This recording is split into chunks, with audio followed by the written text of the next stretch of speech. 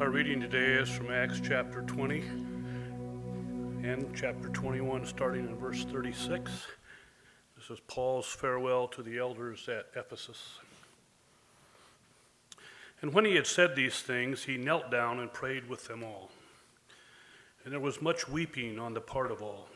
They embraced Paul and kissed him, being sorrowful most of all because of the word he had spoken, that they would not see his face again. And they accompanied him to the ship. And when he had parted from them and set sail, we came by a straight course to Kos, and the next day to Rhodes, and from there to Patara. And having found a ship crossing to Phoenicia, we went aboard and set sail.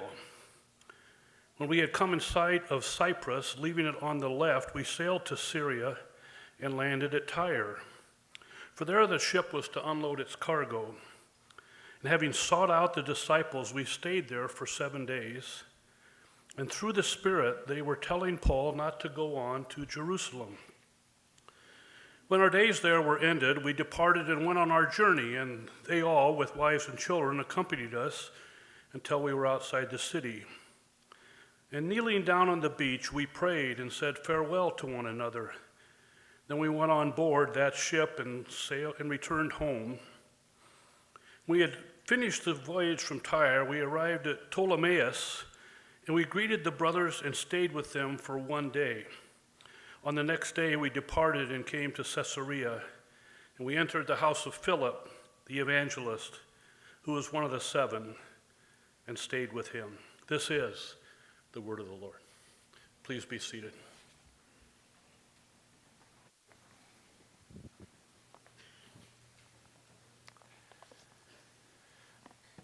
Well, good morning. I'm Pastor Jeff. It's good to see you all here today. I was just thinking earlier, I would have loved to have an excuse to jump up out of worship by having a black BMW with the trunk open, but I'm still here.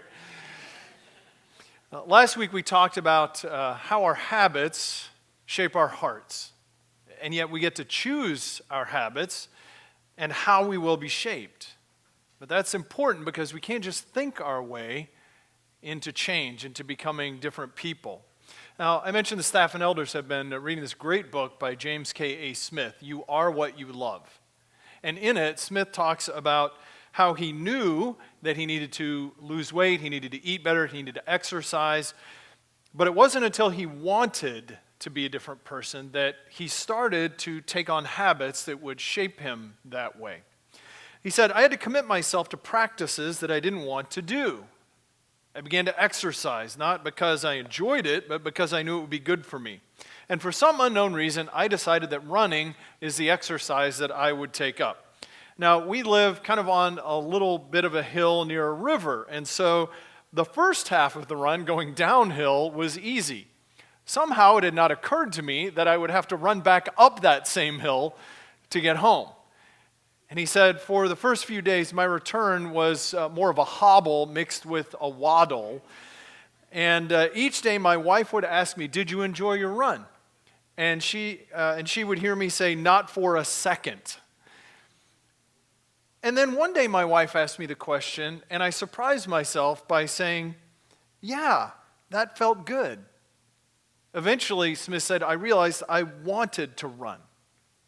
By submitting myself to the exercise regimen, I've become a different person. Now, here's where I need to correct another statement from this pulpit made recently, and it's one of mine. A few people have very gently and graciously teased me because it seems like the only time I talk about running is in a negative context. And that's because I'm not a runner, but that is not exactly an encouragement to the runners here, right? Listen, running is a good thing. And like any good thing, of course, it can get out of balance in our lives. But ultimately, it's a healthy discipline. And my pastor friend Gene that I mentioned last week, and James K. Smith and other people, they have become better persons through the discipline of running and through exercise. So no more jokes about running for me, at least not just being a negative thing. Smith goes on to say he realized that he needed discipline, but more than that, he needed a community. He needed people around him who would encourage him, who would hold him accountable, who would help him grow in shaping himself into the person that he wanted to become. He joined Weight Watchers, and so he became part of a group of people that was designed to help him achieve his goals. And every week, you have to go in and weigh yourself, and there's a moment of truth where everyone in the group is going to find out whether or not you've stuck with the discipline or not. He had people that were going to get in his face and challenge him if they caught him cheating on his diet. And he had to let others come alongside him to shape his habits, to hold him accountable, and to keep him moving forward. Just like I need a community to graciously tell me to stop only talking about running in a negative way. Now, all of us have experienced that in some ways, right? If you played sports, you've been on a team, you've had coaches, you've had teammates who have encouraged you, pushed you, gotten in your face, held your arms up. If you play a musical instrument, if you've sung in a choir, you've had directors, teachers, other musicians who help you get better, who work with you, who encourage you along the way. Maybe you're in a professional network, you're in a mom's play group, maybe you're in a writer's workshop, some kind of an online community, some kind of a small group that hopefully the people there are there to help spur you on to become better at whatever it is that you're passionate about, that group is aligned around. And that's true in our faith, isn't it, right? I mean, we grow through private devotion and Bible study and prayer and music and conferences and all that. But we never grow to what God intends us to be on our own, by ourselves.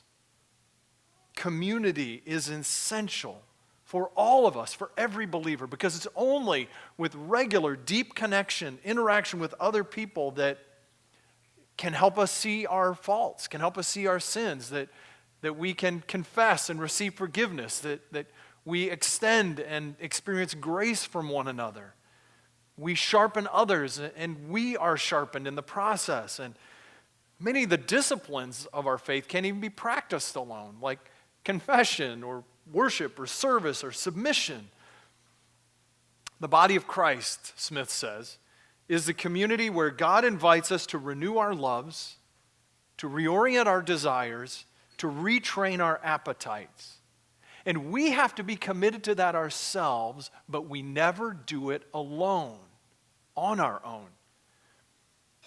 The Bible says that when we experience the grace of God in a saving way through Jesus Christ, that brings us automatically into a new community, a new family. But as one writer puts it, community is maybe the most overpromised and under-delivered aspect of the church today.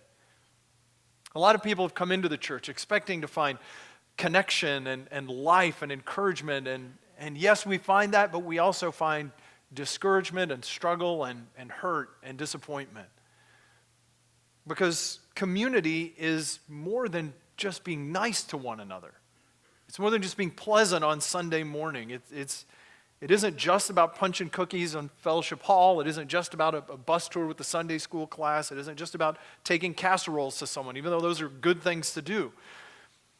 So today, I'd like us to not talk so much about fellowship or about community, but about a different but related concept, that the gospel of Jesus Christ creates and calls us into spiritual friendship, intentional Christian friendship with one another. C.S. Lewis writes in The Four Loves, "To the ancients, friendship seemed the happiest and most fully human of all loves, the crown of life and the school of virtue." And to those ancient followers of Jesus, that made perfect sense to them because they could see how real spiritual friendship, Christian friendship, is the ultimate fulfillment of all of those desires, all those virtues, all the good that the world around them could see.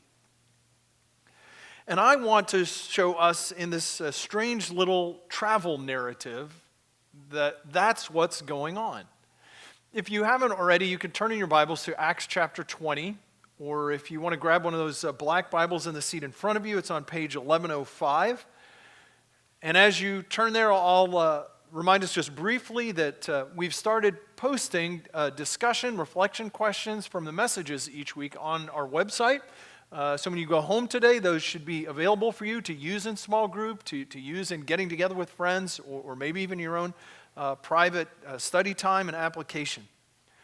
But we're continuing in this series where we're looking at what we believe it means for us here at Faith to be disciples of Jesus Christ and the kind of disciples that God is shaping us to be.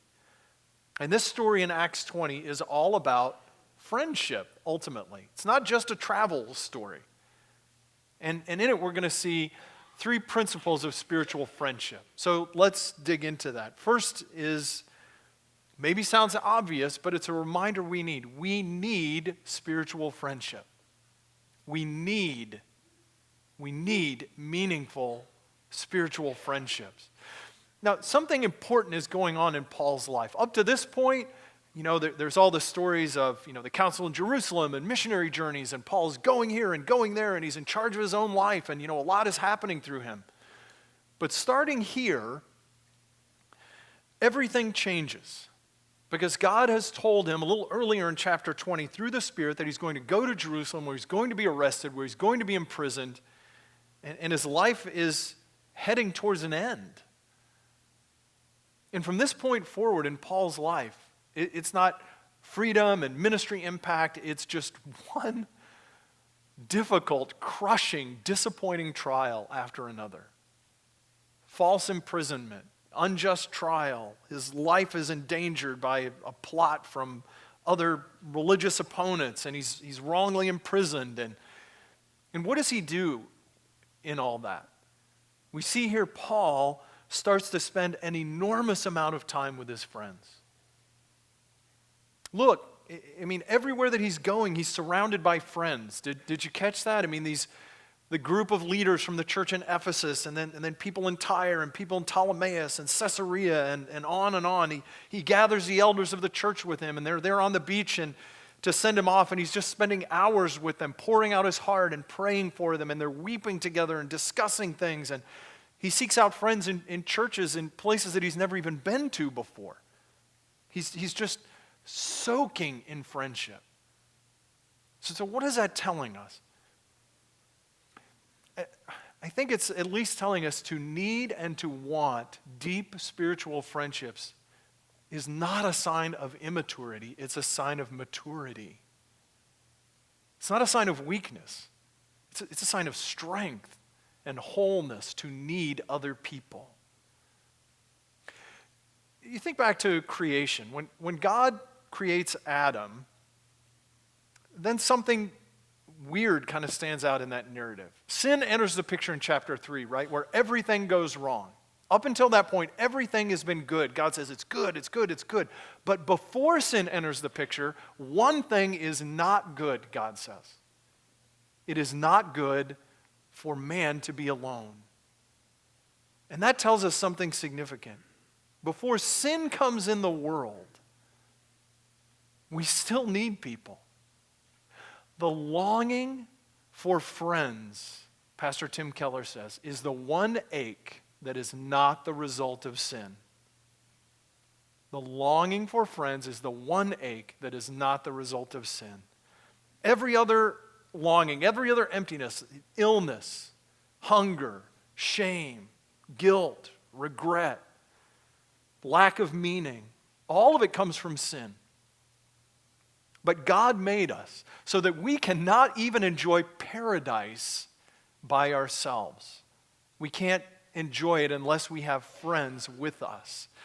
Adam is in a perfect place, in a perfect relationship with God, and yet there's still an emptiness there that is only going to be filled by human companionship.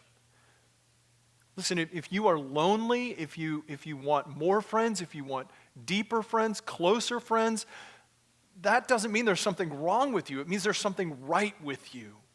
Because you're not a machine, you're not a robot, you're not a tree, you're not a rock. You were created for friendship because you're made in the image of God. And yet, some of us, I think, have learned or we are learning not to want or need or seek out friendship. And there's a number of reasons why. One is just transitions. I mean, if you live in a good-sized city like Indianapolis, over time, people are going to come and people are going to go. And we say goodbye to the Vasellis and the Lindquists and others. And there's a temptation to say, man, I don't want to get started again. And some of that comes with age too, right? You realize that friendship takes time and it's an investment. And there's a temptation to just say, man, I don't want to put myself out there. I don't want to invest the time. I don't want to get hurt again. I know somebody else is going to leave, or maybe just over the years, there's this buildup of hurt and disappointment in relationship. And it can lead us to say, it's not worth it. And another reason is technology, right? I mean, the internet allows us to retreat into our homes and fill up our screens and our time with all the information and all the entertainment that we could ever ask for. And almost nobody, just outwardly says, I'm not going to need people anymore. But maybe there are ways that we're actually doing that we're actually saying that with our lives. And if that's true, I want to plead with you not to do that. It's wrong, it's hurtful, it's anti-Christian. Because the Apostle Paul is not the only strong, important person who needs friends. I mean, there was another one even greater, even stronger than Paul, who needed friends. And he had 12 of them. And he walked with them, went everywhere with them, and poured out his heart to them. And they never understood him. They constantly let him down. They never got what he was trying to do. And yet, you read through the New Testament, you see in the Gospels, Jesus is constantly still pouring out his heart to these people. I mean, Jesus is saying, oh, Jerusalem, how I long to gather you like a hen gathers her chicks. I long for you. Jesus says, I'm telling you these things so that my joy would be complete in you. I want you to see the joy that I have. I want you to have it. Jesus is in the garden saying, my soul is overwhelmed with sorrow to the point of death. Jesus is constantly sharing his heart with his friends. And so if you're tempted to think, it's not worth it, I'm not going to put myself out there, I'm not going to make myself vulnerable, I'm going to keep my distance. If you are afraid of needing people, of opening yourself up, the less you want friends, the less like Jesus you are. I ran across this one-liner recently from a comedian. The most unbelievable part of the Bible is a 32-year-old man with 12 close friends. We chuckle at that, right? Why do we laugh at that? What does it say about our culture? What does it say about us? That just seems ridiculous and impossible and crazy and laughable. We need real, meaningful friendships because we're made for it. But the good news then, secondly, is that we receive those kinds of friendships. It's not something we produce in ourselves. Did you notice this in this passage, in chapter 21, verse 4? They sailed to Syria, they land at Tyre, where the ship unloads its cargo, and they sought out the disciples there, and we stayed with them for 7 days, and through the Spirit, they were telling Paul not to go to Jerusalem. Now, there's no record in the New Testament that Paul has ever been to this city before, so he does not know these people, and yet they are perfectly comfortable coming up to him and saying, Paul, you're wrong, and you don't know what you're doing. And the amazing thing, they get in his business, and Paul does not say, how dare you? Do you know who you're talking to? I mean, you do know I wrote like 2/3 of the New Testament. I think I can handle this. No, he doesn't say that. I mean, the point is, look, there are people that you have no natural affinity with, but if you both love Jesus Christ, there is an automatic bond, there is a connection that you did not create. C.S. Lewis reflects on this again in The Four Loves. He says, the very essence of friendship is not to look at each other, but to look together at something else. What makes you a friend is not that you are looking at each other saying, do you like me? or be my friend. What makes you a friend is that you are looking together at something else that you both admire. The essence of friendship is not to say, do you love me, but do you love the beauty that I love? Do you respond to the truth that my heart resonates with? There has to be some common passion, some common interest, some common adoration.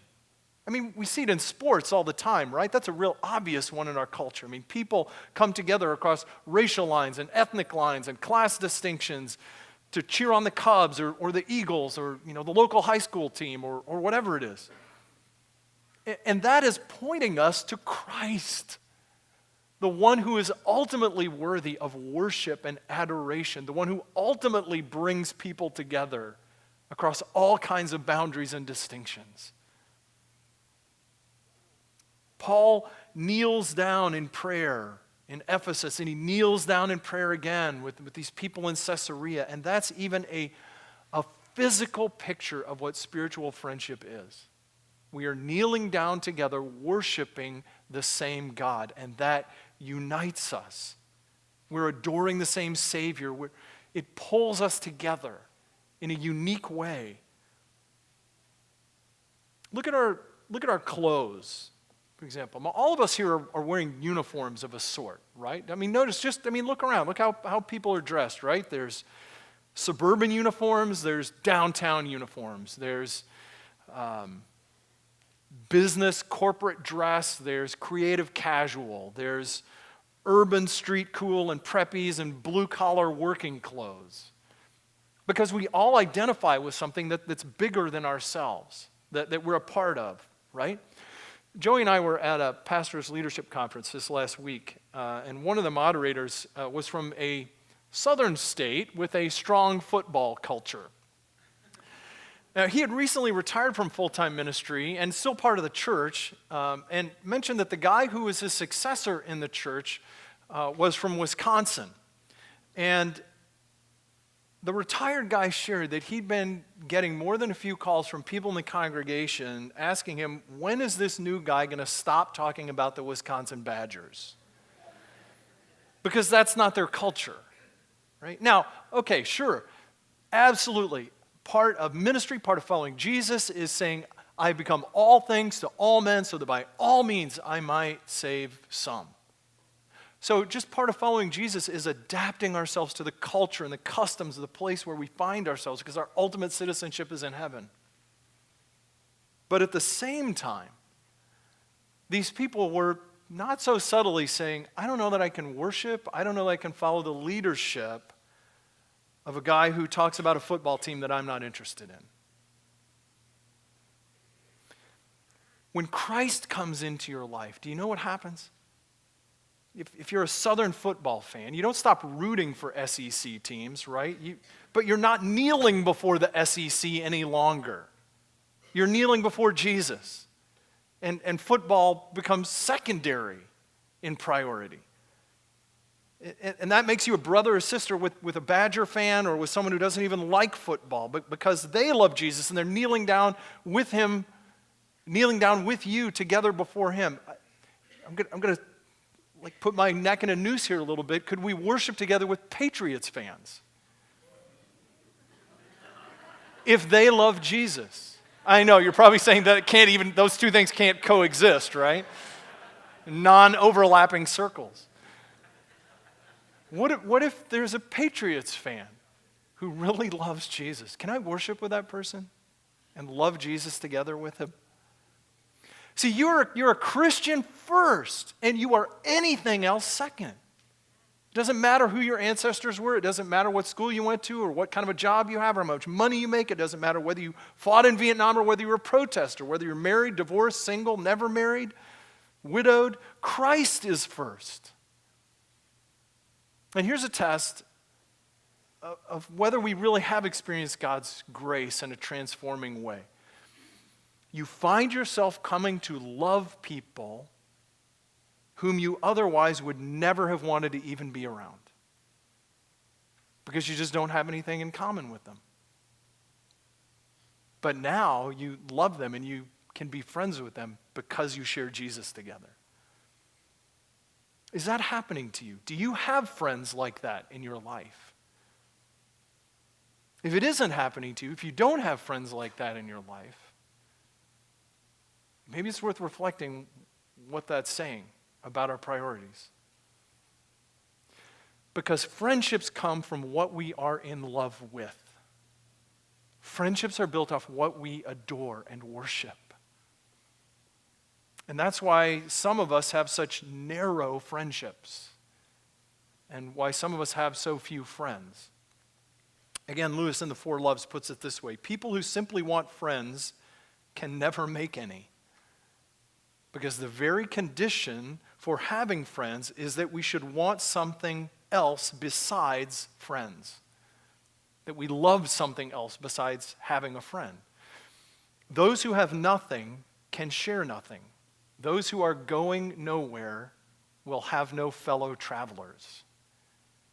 And as Christians, we are on a journey somewhere towards Jesus, towards his life working out in us, towards eternity with him. Maybe we don't have more friends because our friendship with God isn't very important to us. We're not kneeling before him in awe. His love is not overwhelming us. Our hearts aren't filled with adoration and amazement at him. Did you ever notice there are just some people that others seem to be drawn to? I'm not talking about natural charisma, but there are some people that others are drawn to because there's a grace, there's a love, there's a peace, there's a joy, there's a hope, there's a kindness in them because they're reflecting Jesus in their lives. Make friendship with God more important than friendship with others. Get close to God, and you will be a better friend. And people will be drawn to you because they'll see more of Jesus in you. Spiritual friendship is something we receive. We receive spiritual friendship. But that leads us into the last point here, that it's also something we have to work at. We receive spiritual friendship, but we have to work at spiritual friendship. Because, again, if you look back in this passage, you'll see that these friendships take a tremendous amount of investment of our lives and our time and our priority and all kinds of things. I mean, God gives us, the gospel gives us the raw ingredients, right? If you're a painter, if you're a musician, if you're a writer, God gives you the canvas and the paints. God gives you the notes and the instrument. God gives you the paper and the pencil. But you have to actually sit down and work at it. It doesn't just happen. Ephesians 4 says, maintain the spirit of unity through the bond of peace. See, God is not saying create the spirit of unity. He's saying maintain it. You receive it. You don't earn it. You don't produce it. But you have to steward it. It's a gift that God gives, but we have to manage it and develop it and grow in it. And what that looks like we see in this passage. Some of you are familiar with the Greek word koine. It's the root for fellowship, koinonia. It has this sense of shared or in common. Koine Greek in Bible times was the common Greek that was shared among everyone. Koine means to share. If you want true Christian fellowship, that involves sharing ourselves with other people. Look at how this works here. I mean, first of all, they share their feelings. Look back in chapter 20. They pray together. There was weeping on the part of everyone. They embraced Paul. They kissed him. They poured out their sorrow together. Guys, you don't have to kiss. But if we're going to have real friendships, we have to share our hearts with each other. We have to share what we're actually feeling. We have to fight this stupid American cultural model that says real men, are tough and we never shed a tear and we don't let anyone get close and we're all stoic. And the man who wrote the majority of the Psalms, who had a heart that loved God, yeah, he was a warrior and he was strong, but he wept and he danced and he cried and he prayed and he lamented and he shouted for joy. And he danced in a linen ephod because he didn't care what his scornful wife thought. He poured out his heart. We have to share our feelings with one another. And real friendships share their stuff. They share their things. I mean, look at how often Paul is just living in other people's houses. Sometimes people he doesn't even know before. He just shows up in Tyre with people he's never met, and he's staying with them, right? That's hospitality. We open up our homes. We feed one another. We can't be friends unless we share our things that God has entrusted to us. And then they share their faith. I mean, again, look back at this. They're talking about the Lord. They're praying together. They're exhorting and encouraging one another. They're talking about the gospel with each other. Hebrews 3 says, encourage or exhort one another daily so that none of you will be deceived by sin and have hearts that are hardened. We have to have relationships where we preach the gospel to one another, where we speak the truth in love to one another, or we will be deceived. And our hearts will become hardened and embittered and unforgiving. We warn about temptation. We point each other to Jesus. We speak the truth in love to each other. That's what real Christian friends do. And they share their decisions even. Back in chapter 20, Paul says he has been told by the Spirit that he's going to go to Jerusalem to be imprisoned, to be arrested, and even to head towards death. In chapter 21, these believers argue with him about it. I mean, we saw that in Tyre in verse 4, these people who don't know him. Then he gets to Caesarea, to people who do know him in verse 8. And they prophesy again. This is how the Jews at Jerusalem are going to bind the man who owns this belt that Paul is wearing, him, deliver him to the hands of the Gentiles. And we urged him not to go up to Jerusalem. But Paul says, why are you doing this? I know that God has called me to go there. And he would not be dissuaded, and we said the Lord's will be done. Christian friendship is open to the Spirit's guidance in one another's lives. There's no unilateral decision making. Real Christian friendship means we're speaking to each other. We let people get in our business. We let people challenge us. We've got to speak. We've got to listen. We share decisions with each other because we're not independent owner-operators. And finally, did you notice how often the word we shows up in this passage? Who is this we? I mean, Paul says, I'm going to Jerusalem, I'm going to be arrested, I'm probably going to be executed and die for Jesus. But Paul's not the one writing this. Luke is the one writing this. And Luke is saying, we left to go to Jerusalem. Why would you, where does that come from, right? Like, okay, your friend's telling you, God says I'm going to Jerusalem to be imprisoned and possibly die. And Luke says, hey, let me get in on that. I mean, who does that? What would make somebody do something like that? Especially if you're not even sure that Paul knows what he's talking about, right? Because that's friendship. Because that's what Jesus is like, right? An old Christian writer talked about the difference between worldly friendship and spiritual friendship.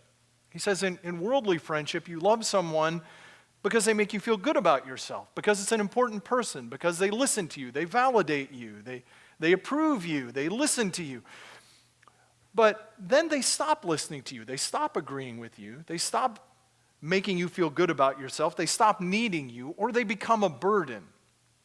And this old medieval Christian writer says, if you say, that's it, I'm done with you, and you walk away, you never loved them in the first place.